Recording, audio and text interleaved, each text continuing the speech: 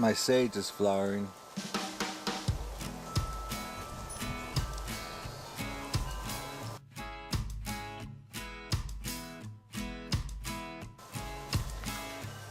That's chocolate mint right there. It's doing pretty good.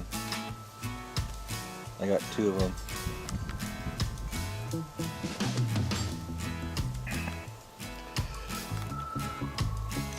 And that's the lemon balm I got from Sage.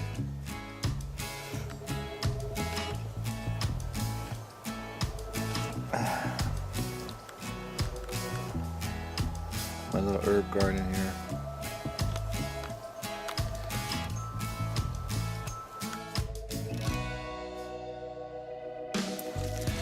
So this is a little patch of flowers right above my room. My room's right there that I made myself.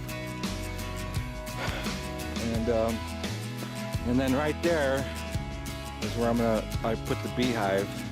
I don't have no bees yet, but I hope to get some. Okay, so I just cut this trail that goes to my little beehive. And there's my room right there, and there's my back door. So it's probably less than 50 feet from where I'm gonna keep bees to my back door. Who thinks that's a good idea? I do.